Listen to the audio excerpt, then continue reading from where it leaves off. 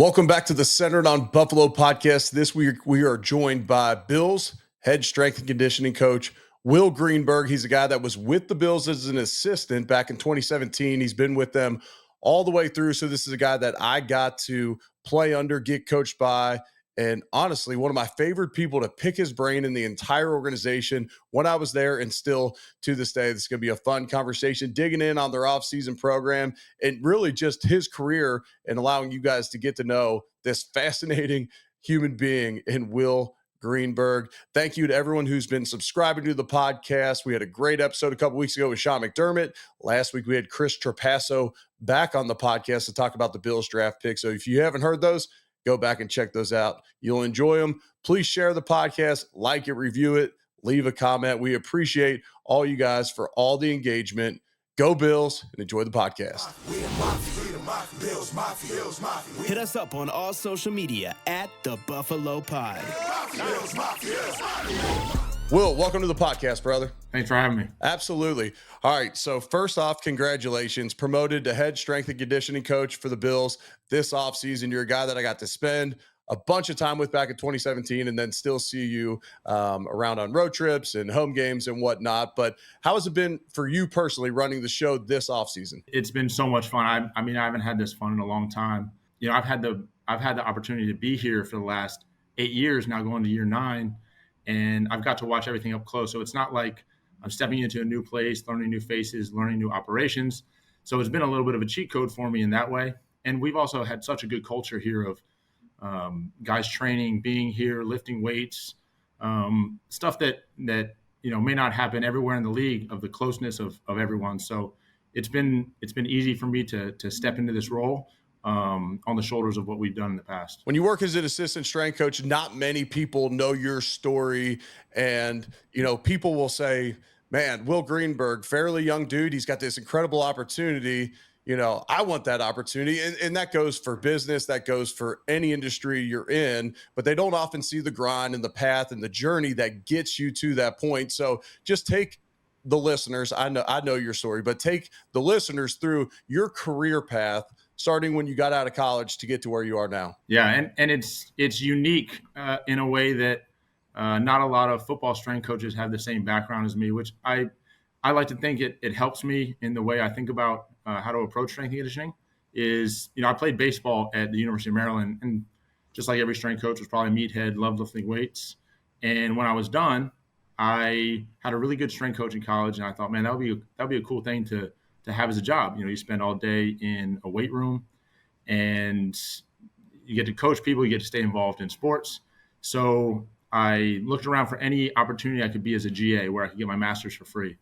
And I sent out a bunch of emails, and one in particular came back, a guy named Preston Green at Clemson University with men's and women's basketball. So I played baseball, but then I went to basketball as a strength coach. Right when we got there, he got the job at University of Florida with Billy Donovan and took me with him. So I went from getting my master's for free to a paid internship where I really made no money. And any of the money I made, I would just invest in how much could I learn, figuring this will pay off at some point. If I know as much as I can, it'll pay off in the end. And so I spent half of my salary of the year to go to one seminar where I ended up meeting a guy named Tim Karen, who was at USC at the time, and we became very close. From Florida, I went on to App State as a head of men and women's basketball. And from there, Tim Karen, who I had met at that seminar, called me one day in 2014, and he said, hey, I just got the job at Army West Point with football. Do you want to come be my top assistant? I said, that sounds amazing. I had wanted to be a cadet for my whole life growing up and didn't attend there. So I thought, man, what a cool opportunity to be a part of Army football, something I've watched my whole life. So I went there. I started with football. You know, you learn different lessons at different places, and I really thought I learned how to be a coach for a football team at scale, whereas basketball, you have much more individualized, specific programming. So I went there for a few years, and then the first head job in college that popped up, I just packed my bags, recently married, and we moved right out to Cedar City, Utah, where I was at Southern Utah University. It was out in the middle of nowhere, way different than where I had been, but it was a great opportunity for me to just try new things out, feel like what it was to be a head strength coach. And I was there for a year when the Bills needed a position of someone who knew a lot about nutrition and was a strength coach. And in that meantime, I had gotten my master's in human nutrition. And so I fit right in, and that's 2017. That's when I met you, and I've been here ever since. Yeah, you came in and you rocked a lot of people's worlds nutritionally. When you were used to grabbing a sandwich and a bag of chips, or during the season, maybe there'd be macaroni and cheese out before practice at lunch.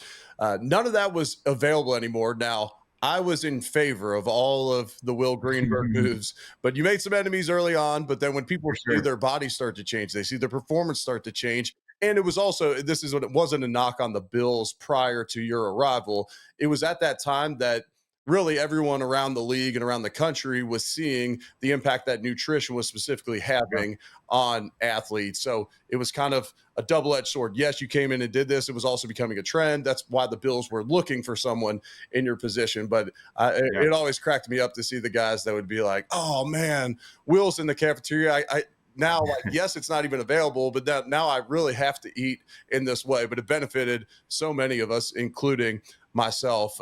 We would have interesting conversations. You would always stretch me out on the table before I'd go home at the end of the day. We spent a ton of time together. But I always loved hearing about your time at West Point. And Mm-hmm.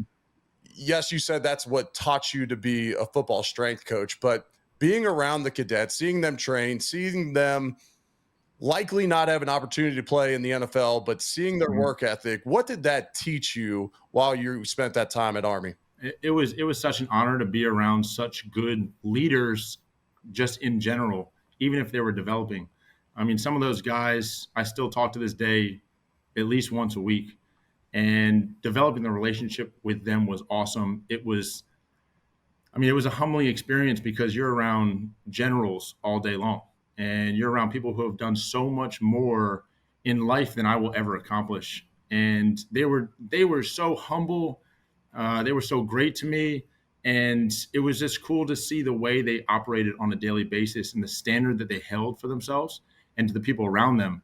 And when you're in that environment, you have no choice but to just grow and be around people that are going to push you, and you're held to that same standard where you're pushing other people. And I mean, it was amazing. It's everything that you would imagine and more. Yeah, I love hearing that, and that doesn't surprise me. And I talk often in speaking engagements about how you become the product of the five people you spend the most time Mhm. with, and just hanging out with pro athletes in an NFL facility does not necessarily mean that you're elevating yourself in all areas of life. There's a big difference between how an all pro player acts on a daily basis and someone who might be on the fringe, and that's and there also might be the opposite. The work ethic of someone that's on the fringe because they have to come into the facility every day and work their tail off might not be the same of someone that's a starter. But being surrounded by individuals in that environment each and every day, to your point, is going to force you to want to level up your game individually each and every day. All right, so we have you on the podcast. We're going to give a quick shout out to our partner, Waterboy Electrolytes. Will understands the importance of electrolytes, electrolyte packets. This is a very clean product. We'll send you some up based upon obligations with the Bills. You don't necessarily have to promote them, but we are going to send you some. This is one of my favorite products. Listeners, use code EWOOD. Use code EWOOD, and you'll get 20% off your order. Have been loving this product from Waterboy. All right, so if I walked into the facility right now and I walked Mhm. into a off-season workout, just from the surface, what would I notice that would potentially be different about a Will Greenberg led workout? Well, I think a few things is we put a lot of technology in the weight room, both for monitoring as well as communication pieces. So we put a lot of TVs up in the racks so that the different programs that are going on all at once have a central location of where to see what the exercises are. And then broken down within that are also individualized exercises for each guy based on previous injury history or needs for their sport or for their position.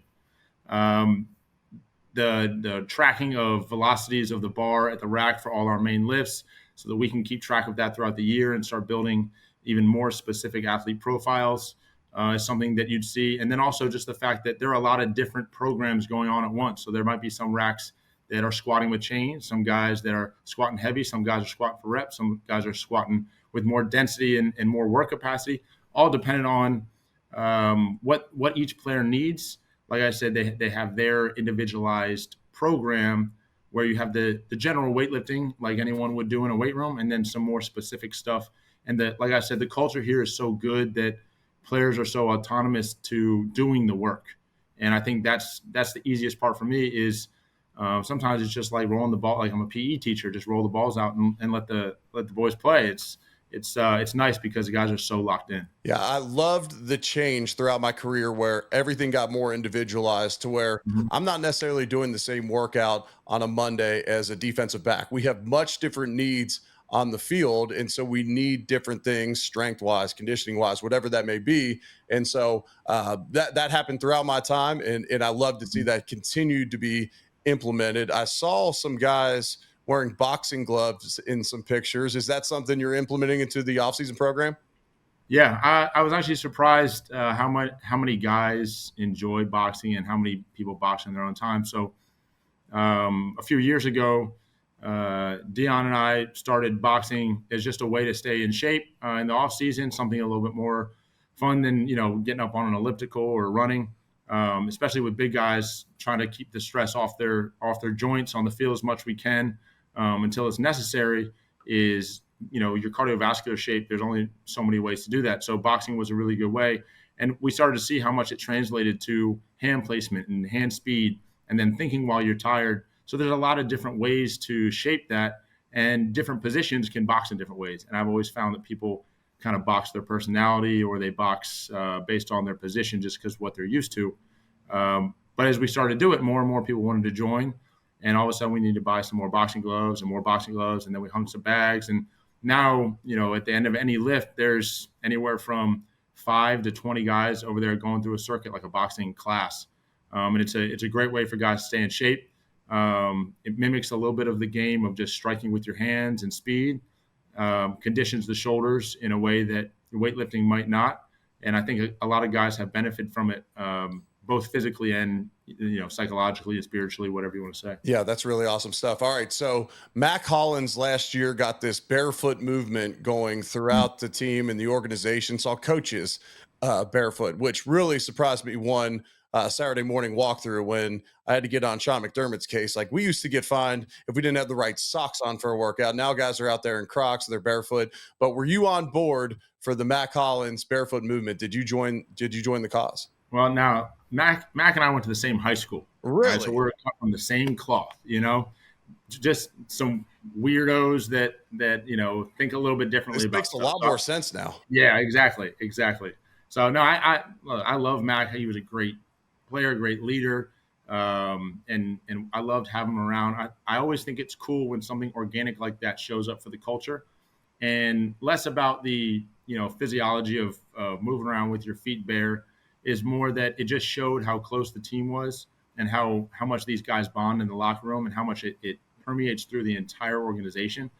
So I think that's more of a metric of what our culture is like here, is that people support each other, that we do things collectively. Yeah, absolutely. All right. So we didn't have many primetime games when I was playing with the Bills. You guys have a ton of them now. The schedule release is coming out. I'm sure the Mm. Bills will be loaded with primetime games again. How tough is it when you are generally not having a similar routine each and every week to get these guys in the weight room, keep the strength up during the season, also from a recovery basis? How much of a challenge has that been to you and your staff? Well, the biggest thing that we tell rookies when they come in, or anyone that comes in our building, is the routine is the most important thing that matters. That really sets you up for success. The least amount of decisions you have to make through a week, the better you can be, and the more free you can play on Sunday or Monday or whenever it's going to be.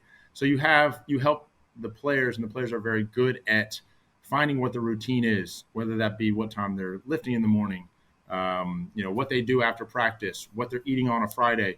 The things they do, it just gets so routinized.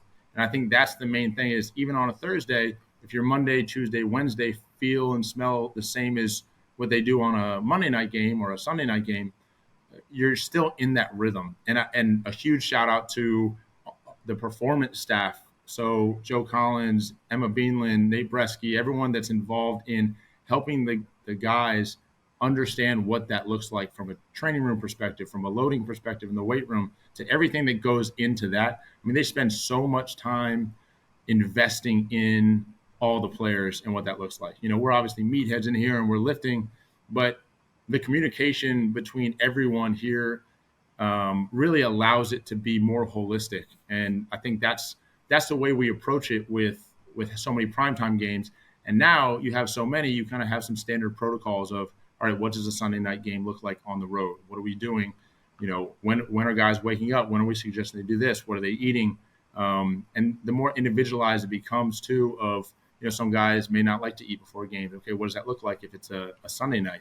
Are we going to be able to eat anything beforehand in the morning? Does that mess up their routine? So it's just working with them individually once you have those general protocols in place. I never understood the guys that could go without eating before a game. It just that's not how I was, but I understand that everyone's different in how they prepare and what they can do nutritionally. And okay, speaking of nutrition, you've been around this for a while now. Nutritionally, what's changed philosophically for you in maybe these last 8 years within the organization?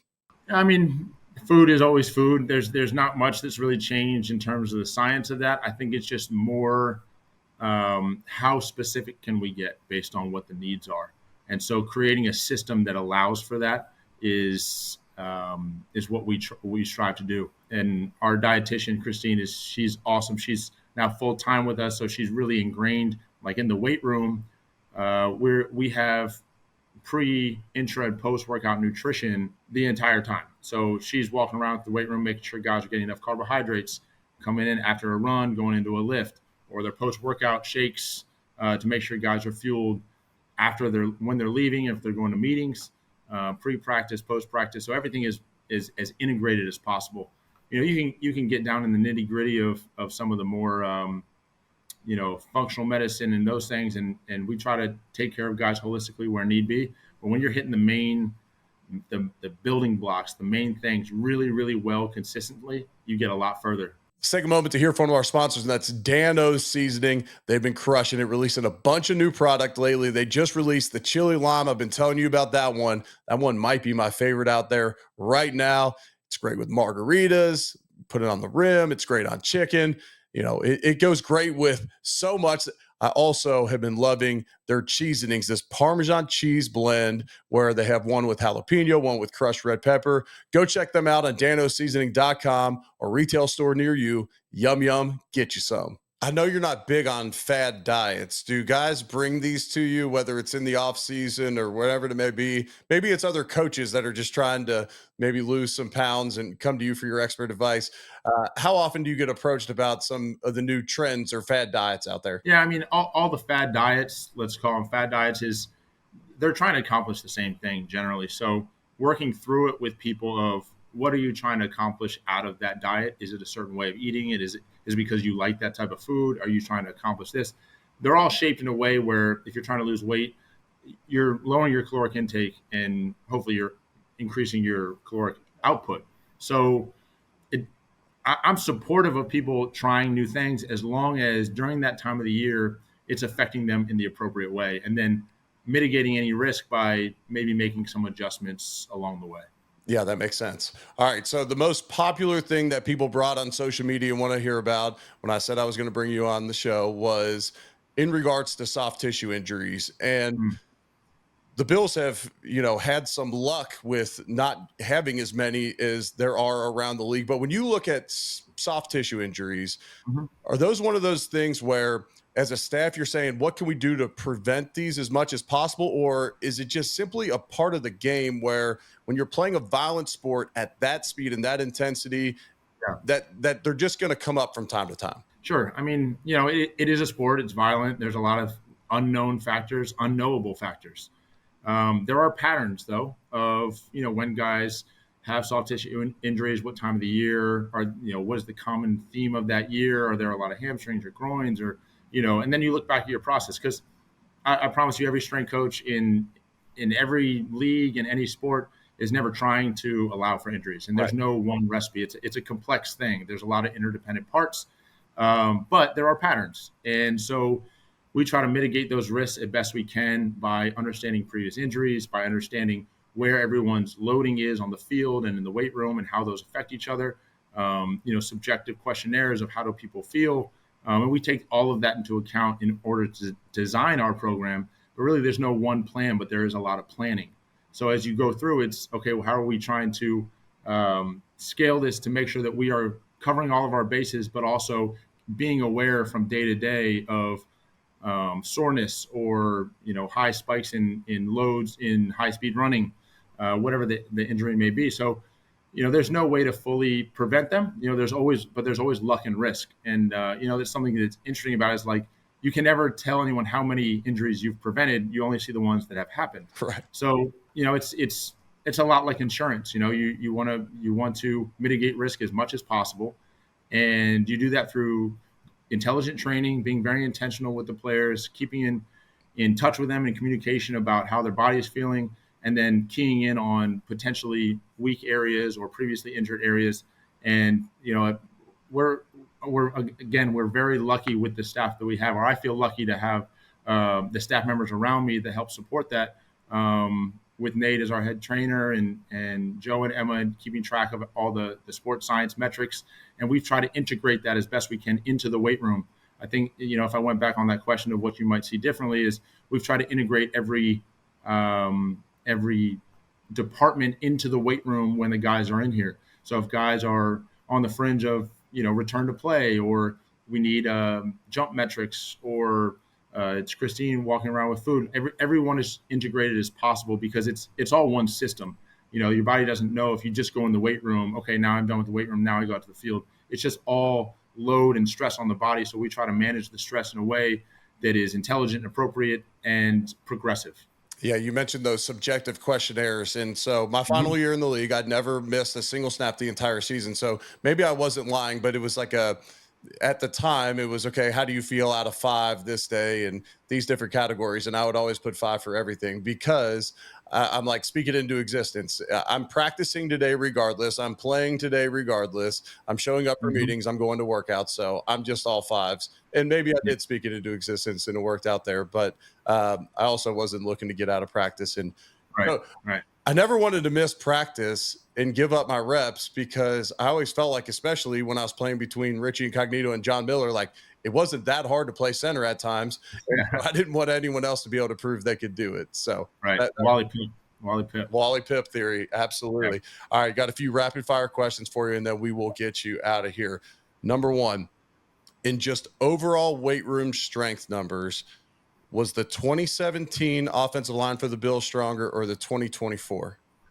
Man, you really put me on the spot with that. I have to go back in my records and check all the metrics we had on what you guys were lifting, because that was a pretty good crew right there. But we got a pretty good one here now. Well, I was gonna say Dion was the same, but he's probably same left tackle, but Dion's probably stronger now. Richie was a freak show in the weight room, so was John Miller. Yeah. I was not. And then at right tackle, we had Jordan Mills, who was okay in the weight room as well. So I would think Richie and Dion, I don't know. We'll go back. We'll report back on this one. Right. I'll say this. Just based upon appearances, I would assume that McGovern is stronger in the weight room than I am. But I was certainly a try-hard guy, and I did win our offseason award for the hardest work of that offseason. I just wasn't the strongest guy.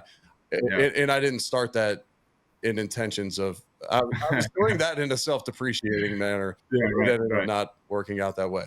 All right. You're a lifelong learner. That's one thing Sean McDermott bragged on the podcast about. What's a book that if someone was starting kind of a personal development journey, what's a book that you would recommend to them to start with? And there's so many books, but I'll say the one that I started with. When I was done with college, I really didn't read that much until I started getting into this field. As an athlete, I would just play. And I was like, I'm going to work harder than everyone else. When I got into this field, it's like, well, working hard is really just educating yourself and understanding the concepts of everything. So the book I started with was Start With Why. And it's about understanding your why and then getting to the how and the what. So I'd say that's a great one. If I pull it up, I have like a list of philosophy books, of training books, of leadership books, all these different ones of like, hey, top 3 of ones to send out to people. But start with why is a really good one that jumps out. And then there's a volume of books called The Great Mental Models that talks about just human behavior and how people shape the way they think and their tools to use to help be a better decision maker. And I think about those all the time, and I reread those a lot. I think there are 3 volumes now. Maybe the 4th one just came out of by Shane Parrish, and they're just heuristics of and biases of people that people have, but ways to use them as a tool. Good deal. I appreciate that. All right. I know you don't eat wings often. I'm assuming you will dabble from time to time. What's your favorite wing spot in Western New York? Yeah, anytime we have guests, they always want bar bill, so we'll make sure that we order bar bill every time that we have guests in. But yeah, not they're delicious. I'll eat them, but you know me, I don't dabble too much in the wings. No, you're a walk the walk guy, and it's like anything. My buddy Ben Newman always says he's the performance coach for Alabama, Kansas State, and all them. He always says, I can't look like I just ate a box of donuts and then go talk to people about discipline. It just that's not going to work out well. When you do dabble in wings, are you a blue cheese guy?